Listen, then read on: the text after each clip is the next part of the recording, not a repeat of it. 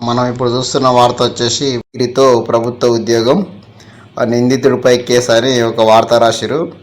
ఏంటంటే మరి డిగ్రీ చదవకుండా చదివినట్టు ఒక సర్టిఫికేట్ పెట్టి జాబ్ సంపాదిస్తే మరి గవర్నమెంట్ రూల్ ప్రకారం అట్లా తప్పు కాబట్టి అతని మీద కేసు అయిందని ఇచ్చిరనమాట.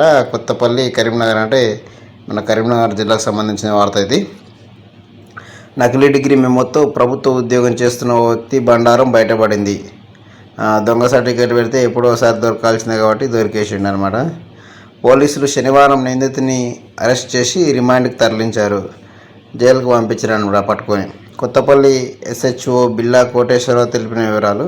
అక్కడ కొత్తపల్లి పోలీస్ స్టేషన్ SI చెప్తున్న వివరాల ప్రకారం జగిత్యాల జిల్లా కొడిమేల మండలం తిప్పాయపల్లి గ్రామానికి చెందిన నల్గేటి తిరుపతి ప్రభుత్వ కొలువుల నియామకాల్లో భాగంగా VRA ఉద్యోగం సాధించిండు.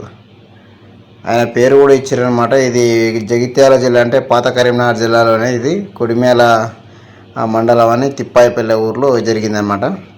సో VRA ఉద్యోగం అంటే పటవారి ఉద్యోగం సంపాదించనమాట. పెగడపల్లి తహసీల్దార్ కార్యాలయంలో జూనియర్ అసిస్టెంట్గా విధులు నిర్వహిస్తున్న తిరుపతిని గొల్లపల్లి తహసీల్ కార్యాలయానికి అటాచ్ చేశారు. ఓకే. ప్రభుత్వ ఉద్యోగుల విద్యార్హతల ధృవీకరణలో భాగంగా శాతవాహన విశ్వవిద్యాలయంలో విచారణ చేపట్టిన పోలీసులకు నకిలీ భాగవతం వెలుగు చూసింది. గవర్నమెంట్ ఏం చేసిందంటే అందరూ జాబ్ సెలెక్ట్ అయ్యారు కదా, నిజంగా వీళ్ళు ఎక్కడెక్కడ పాస్ అయ్యారు, ఏ కాలేజీలో చదివారు అని చెప్పేసి ఎంక్వైరీ చేసిందంట. ఎంక్వైరీ చేసినప్పుడు ఆ శాతవాహన యూనివర్సిటీలో ఈయన డిగ్రీ చదివినట్టు సర్టిఫికేట్ పెట్టినాడు ఈ పిల్లగాడు. పెడితే మరి వాళ్ళు పోయి సార్ ఇట్లా పలాని విద్యార్థి మీ దగ్గర చదువుకున్నాడా ఇతని పేరు అని చెప్పి వాళ్ళు చూపించారనమాట. ఈ కాగితాలు ఈ పేపర్ మావే కానీ ఇతని పర్సన్ మా దగ్గర చదువుకునే లేదు, ఇది మోసం ఉన్నాడు అని చెప్పేసి వాళ్ళు కూడా ఇన్ఫర్మేషన్ ఇచ్చినట్టుంది. సో దీంతో నిందితుని విచారించగా డిగ్రీ పూర్తి చేయకపోయినా భవిష్యత్తులో ప్రభుత్వ ఉద్యోగంలో పదోన్నతి పొందాలన్న దురుద్దేశంతో తన భార్య డిగ్రీ లాంగ్ మెమో ఆధారంగా అందులో తన పేరు, తండ్రి పేరు, రోల్ నెంబర్ తదితర వివరాలు మార్చి నకిలీ కలర్ జిరాక్స్ డిగ్రీ మేము తయారు చేసినట్టు తెలిపాడు.